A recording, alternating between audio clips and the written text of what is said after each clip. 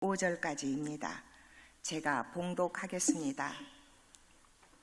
이튿날 참부장은 유대인들이 무슨 일로 그를 고발하는지 진상을 알고자 하여 그 결박을 풀고 명하여 제사장들과 온 공회를 모으고 바울을 데리고 내려가서 그들 앞에 세우니라. 바울이 공회를 주목하여 이르되, 여러분 형제들아, 오늘까지 나는 범사의 양심을 따라 하나님을 섬겼노라 하거늘, 대제사장 아나니아가 바울 곁에 서 있는 사람들에게 그 입을 치라 명하니, 바울이 이르되, 회칠한 담이여, 하나님이 너를 치시리로다. 내가 나를 율법대로 심판한다고 앉아서 율법을 어기고 나를 치라 하느냐 하니, 곁에 선 사람들이 말하되, 하나님의 대제사장을 내가 욕하느냐? 바울이 이르되, 형제들아, 나는 그가 대제사장인 줄 알지 못하였노라. 기록하였으되 너의 백성의 관리를 비방하지 말라 하였느니라 하더라. 귀한 찬양 감사드립니다. 네. 오늘은 또 예배하는데 또 앉으셔서 우리 이영자 권사님이 또 찬양을 해주셔서 더 풍성하게 찬양이 들린 것 같습니다. 감사드립니다. 여러분은 가장 힘든 순간에 무엇이 여러분을 붙들어준다라고 생각을 하십니까? 오늘 바울 사도의 하루에 있었던 사건을 우리가 함께 쭉 따라가면서 그 답을 한번 우리가 발견하기를 원합니다.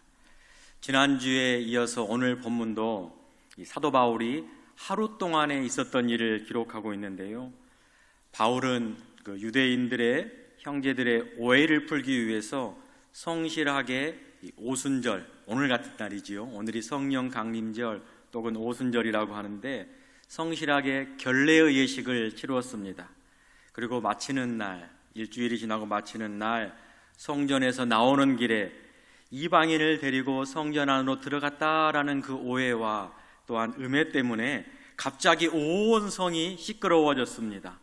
다행히 로마 군인들의 개입으로 말미암아 좀 목숨은 건지게 되었고, 또한 체포되는 과정 가운데 자기의 동족 유대인들에게 자신의 삶을 간증하기도 하였습니다. 그러나 그 간증하는 동안에 이방인이라는 그 단어가 그들의 마음속에 있는 이 트리거, 이 방아쇠가 되어서 군중들을 다시 한번 들어 올리게 하였고, 다시 들끓었게 하였고, 또 신문하는 그 순간에 우리 주님이 예비해 주신 그 로마 시민권이라는 그 예비하심 가운데에 신문은 멈추게 되었습니다. 성전에서 율법에 따라서 율법에서 이야기하고 말씀하신 대로 서원을 다 마치고 결례를 행하는 날, 체포와 소동과 신문으로 정말 힘든 하루를 보내게 되었고, 바울은 다시 그 안토니아 요새의 감옥에 하루 동안 구금이 되었습니다. 정말 긴 하루였습니다. 그리고 다음 날, 오늘 우리가 읽은 본문이 그 다음 날부터 이루어지는 이야기인데요. 이 천부장은, 로마 천부장은 더 이상 로마의 시민권자인 바울을 신문할 수가 없게 되자 유대인들이 왜 사도 바울을 이렇게 고발을 하고 소동이 일어나게 되었는지 이 진상을 알고자 결박을 풀고 오늘 본문에 보니까 사내들인 공의회 앞에 바울을 데리고 갔습니다. 이 보통 사내들인 공의회에는 안식일과 이 절기를 제외하고는 매일 오전에 열리는 하나의 회의인데요. 그날은 특별히 로마의 천부장이 특별하게 바울을 데리고 갔습니다. 왜냐하면 천부장이 생각하기에도 바울은 정치적으로나 군사적으로나 잘못한 것이 하나도 없기 때문에 이 종교회의에 회부를 해서 그 진상을 잘 알아본 후에 로마 정부의 상부에 보고를 하려고 했던 것입니다. 여러분, 예루살렘에 있는 사내들인 공의회, 유대사회에서 최고의 권력기관입니다. 대제사장이 의장이 되고 사도계파 제사장들, 원로들, 장로들, 그리고 율법학자인 서기관들, 평회원만 70명에 달하는 큰 회의입니다. 오늘로 이야기를 하면 대법원과 국회와 종교회의가 하나로 합쳐진 아주 권력을 가진 기관이고 그러한 회의였습니다. 이러한 곳에서 지금 소동의 진상을 판결을 받기 위해 바울을 끌고 간 것이죠. 그런데 오늘 23장 1절 말씀을 보시면 바울이 그 공회 앞에 서서 먼저 입을 열어 발언을 하기 시작하는데요, 이렇게 기록을 하고 있습니다. 바울이 그 공회를 주목하여 이르되, 여기서 주목하다는 것은 똑바로 쳐다보다, 스데반이 돌에 맞아 죽을 때 하늘을 주목하였다라 할 때 같은 단어입니다. 그만큼 주목하여 이르되, 의회원들만 70명이 넘고 그 주변에 감시원들까지 있는 그 공회 앞에서 위압감을 느끼기도 할 텐데 주목하여서 이렇게 이야기합니다. 여러분, 형제들아, 오늘까지 나는 범사의 양심을 따라 하나님을 섬겼노라. 여러분, 뭐든지 첫 마디가 참 중요하지 않습니까? 다소 위축될 수밖에 없는 장소였고, 그러한 공포감이 또 위화감이 있는 그 공의 앞에서 왜 이렇게 바울은 첫 마디를 발언을 하였을까? 무엇 때문에 이 말을 먼저 그 대제사장 앞에서 이야기하였을까? 우리가 깊이 이 시간에 살펴볼 필요가 있는데요, 바울의 이 첫 증언, 오늘까지 나는 범사의 양심을 따라 하나님을 섬겼노라 라는 이 증언은 오늘날 우리의 환경, 오늘날 이 말씀을 그대로 받고 있는 우리는 이렇게 들리기가 쉽습니다. 저는 매사에 양심에 거리낌이 없이 하나님을 잘 섬겨왔습니다. 저는 잘못한 것은 없습니다 라고 마치 바울의 변명처럼 우리는 들릴 수 있습니다. 왜냐하면 여기에 등장하고 있는 범사라는 단어를 우리는 매일매일의 순간순간의 시간들로 우리는 이해하고 있습니다. 또한 뒤에 나오는 양심에 따랐다라는 이 단어도 우리는 선한 마음 혹은 도덕적인 기준의 그 양심을 우리는 떠오르기 때문에 큰 잘못하지 않고 그러한 차원에서 나는 하나님을 섬겼습니다, 잘못이 없습니다 라고 이해할 수 있습니다. 하지만 이 공의회를 지금 주목하여서 증언한 바울의 첫 마디는 이러한 뜻이 전혀 아니었습니다. 범사라는 단어는 그가 살아온 날에, 지난 날에 쭉 흘러온 시간들이 아니라 여기서 등장하는 범사는 빠짐이 없이 꽉 채워져 있는 상태를 가리키고 있는 단어가 바로 범사입니다.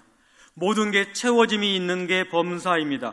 그리고 뒤에 나오고 있는 양심을 따라라고 할 때 그 양심도 우리가 알고 있는 도덕적인 기준과 판단이 아니라 헬라어의 양심을 보면 함께라는 뜻, 쉰이라는 단어와 또한 알다라는 뜻의 에이네시스라는 단어가 합성되어서 쉰 에이네시스, 함께 알고 있는 것, 함께 아는 게 바로 양심이라는 뜻입니다. 우리가 알고 있는 양심하고 다르지요. 양심은 나도 알고 너도 알고 함께 알고 있는 게 양심입니다. 여러분 영어를 잘 하시죠?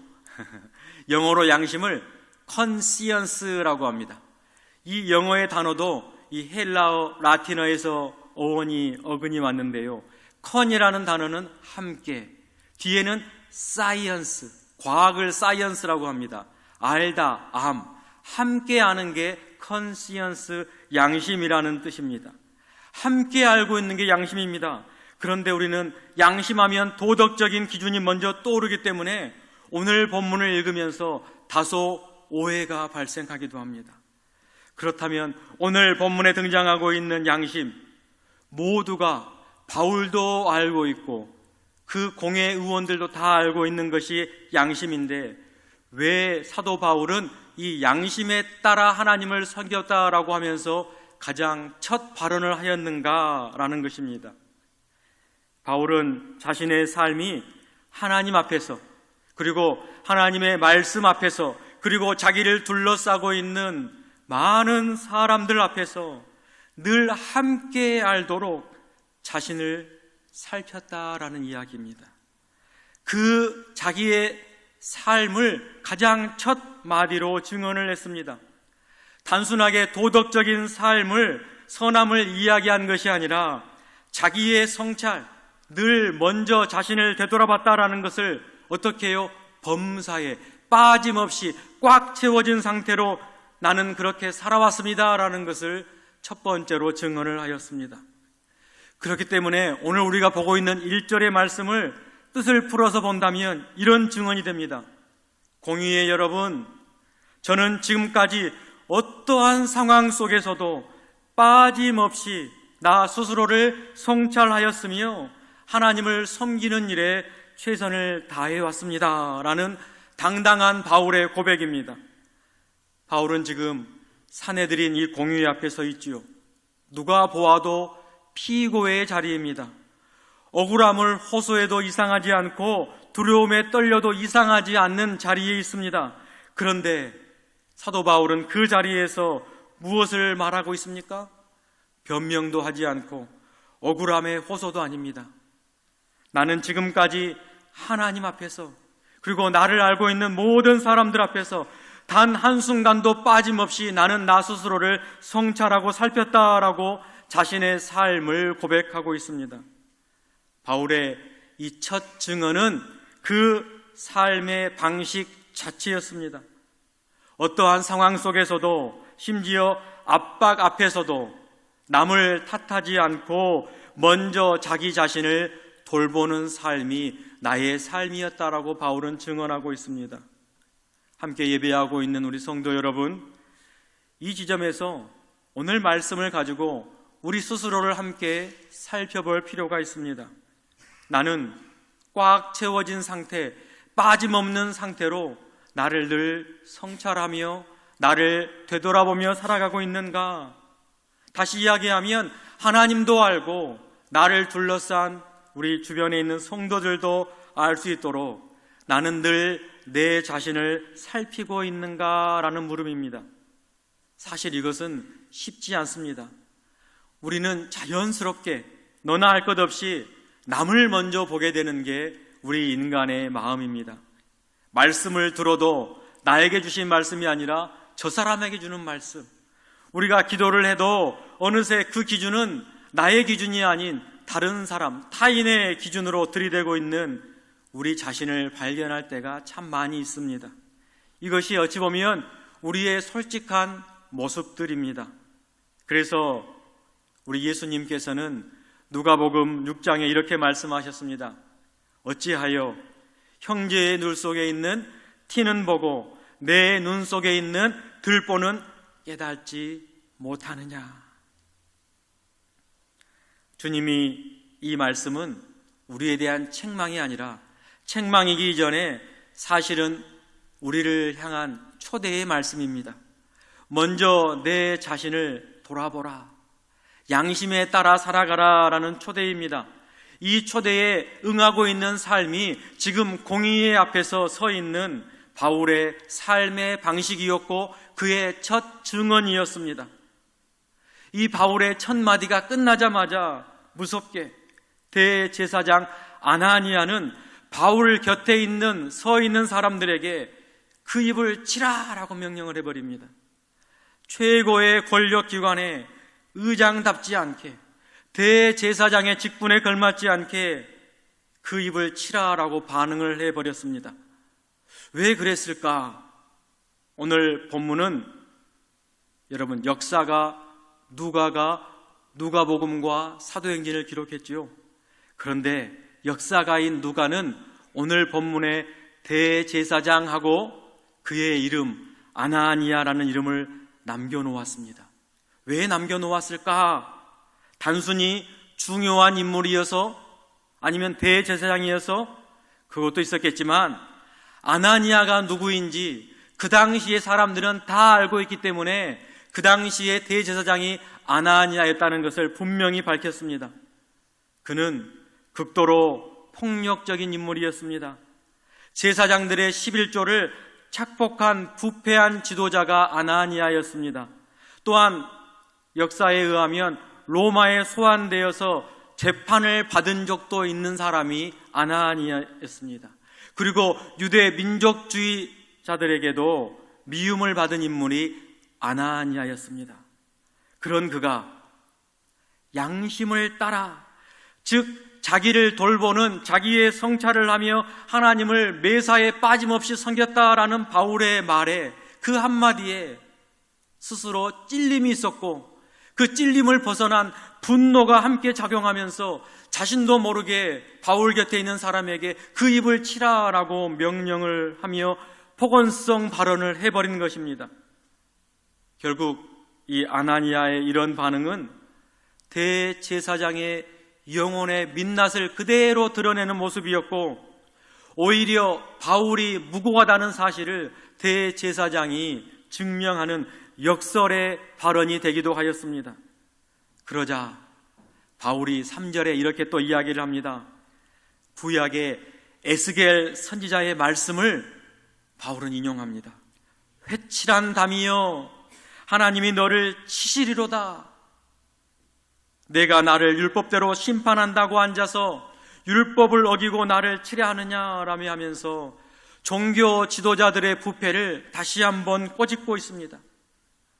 곧 무너질 그 담인데 겉에서 아무리 석회를 발라서 하얗게 보이고 멀쩡하게 보이도록 꾸민들 그 내면의 부패함이 사라지겠느냐라고 바울은 말씀을 하고 있습니다.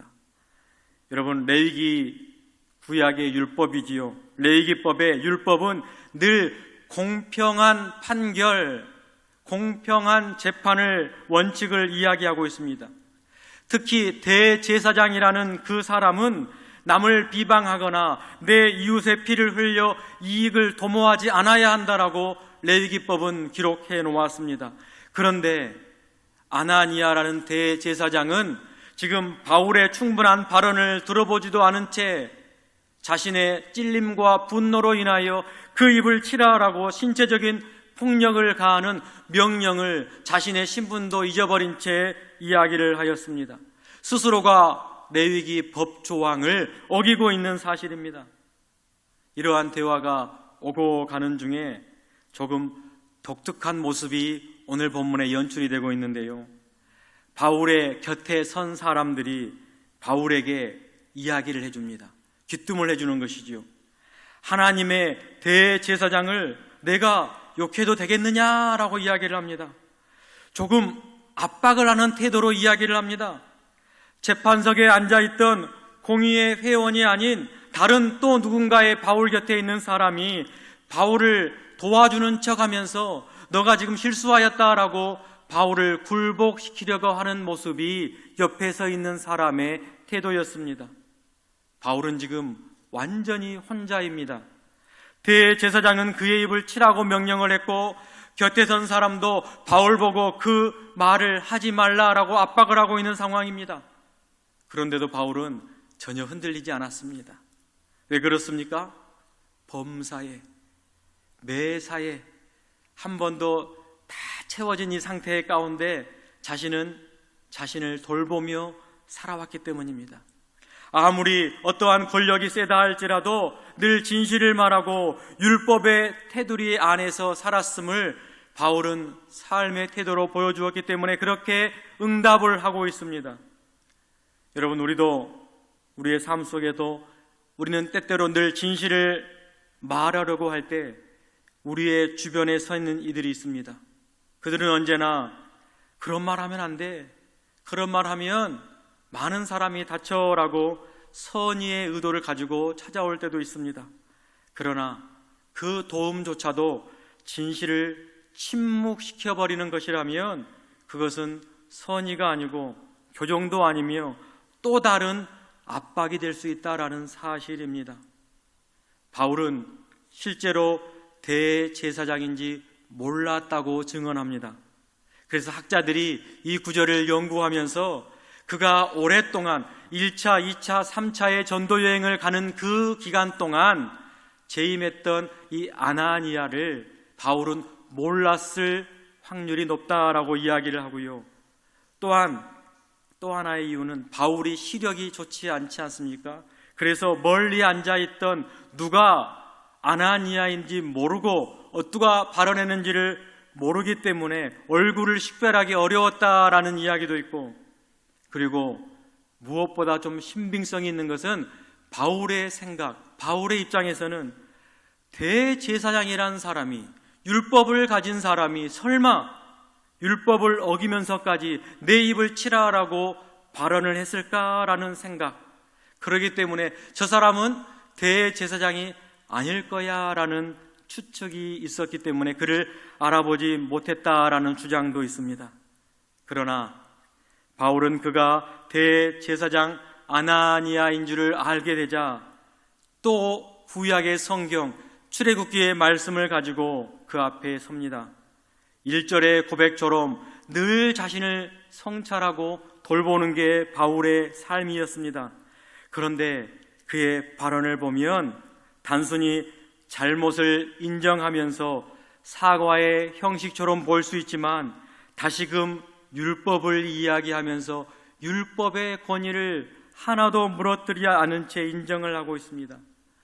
정말 바울의 탁월함이 이 본문 가운데 녹아져 있는데요, 지금 율법을 지키지 않았다는 명분으로 공의의 앞에까지 끌려온 그 바울이 다시금 그 율법을 인용을 하면서 에스겔의 율법을 이야기하고 또한 출애굽기의 말씀을 인용하면서 공개적으로 나는 율법을 지킨 사람이었다라는 것을 이야기를 하고 당당하게 보여주고 있습니다. 그러면서 이중적인 메시지를 이야기하고 있지요. 율법은 정당한 지도자를 비방하지 말라고 하였는데 나는 아나니아가 그 말을 하는 줄을 몰랐다. 그가 율법을 지키는 자일 줄은 생각하지 못했다. 왜냐하면 그의 행동이 대제사장인 행동답게 하지 않았기 때문이다 라는 이중의 메시지를 통하여 아나니아의 부당함을 율법으로 다시 한번 고발하고 꼬집고 있는 게 오늘 바울의 신문의 과정이었습니다.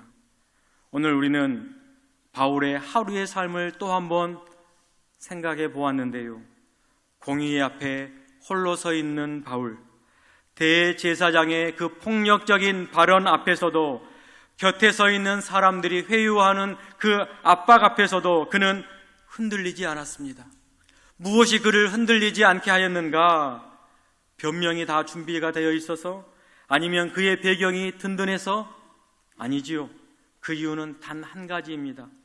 범사의 양심에 따라 빠짐없이 자신을 하나님 앞에, 또한 말씀 앞에, 많은 사람들 앞에 세워 놓았기 때문에 그는 흔들리지 않았습니다. 오늘 본문을 자세히 보시기 바랍니다. 두 사람을 같은 공간에 나란히 세워서 보여주고 있습니다. 한 사람은 지금 피고의 신분입니다. 또한 한 사람은 최고의 권력을 가지고 있는 대제사장 산헤드린의 의장에 앉아있는 사람입니다. 그런데 하나님 앞에서 당당한 사람은 누구였습니까? 피고인 바울이었습니다. 여러분, 직분이 사람을 세우는 것이 아니라 그의 삶이 직분을 세운다는 것을 오늘 본문은 두 인물을 통하여 우리에게 그대로 보여주고 있습니다. 사랑하는 성도 여러분, 오늘 우리 교회는 항존직 일꾼을 세우는 날입니다. 항존직 말 그대로 직분입니다. 그리고 그 직분은 오늘 본문에 의하면 우리의 삶의 방식을 나타내는 것입니다. 내가 주의 일을 많이 했으니 그에 대한 대가로 받게 되는 왕관이 직분이 아니다라는 것입니다. 아나니아는 그런 대제사장이라는 직분을 가졌지만 이 순간만큼은 그 직분대로 살지 못했습니다. 율법을 지켜야 하는 자가 오히려 율법을 어기는 태도를 보여주었습니다. 오늘 말씀을 통해 우리 공동체 모두가 이러한 물음, 이러한 질문 앞에 나 자신을 한번 세워보시기를 주님의 이름으로 부탁을 드립니다. 나는 지금 나의 삶이 어떠한 태도로 주님 앞에 서 있는가? 하나님도 알고 함께 신앙생활하고 있는 우리의 성도들도 알 수 있도록 나는 단 하루도 빠짐없이 나 스스로를 성찰하며 살아가고 있는가? 가장 어려운 순간에 하나님께서는 그 양심에 따라 서 있는 바울을 하나님은 세워주셨습니다. 여러분이 가장 어려운 순간 동일하게 하나님께서는 양심에 따라 서 있는 우리를 친히 세워주실 것을 믿으시기를 바랍니다. 자기의 성찰, 자신을 정죄하는 일이 아닙니다. 성찰은 나 자신을 하나님 앞에 정직하게 세워가는 또 다른 하나의 훈련입니다. 그 훈련이 쌓인 사람은 세상의 어떠한 압박 속에서도 무너지지 않는 줄 믿으시기를 바랍니다. 오늘 우리의 삶 가운데 말씀을 통하여 주님은 우리를 초대하였습니다. 범사에 빠짐없이 양심을 따라 서로 알고 있는 것, 나도 알고 너도 알고 우리 공동체가 알고 있는 그 양심을 따라 오늘 바울이 고백한 것처럼 우리 모두의 고백이 양심을 따라 우리의 고백이 될 수 있기를 주님의 이름으로 축원합니다. 기도하겠습니다.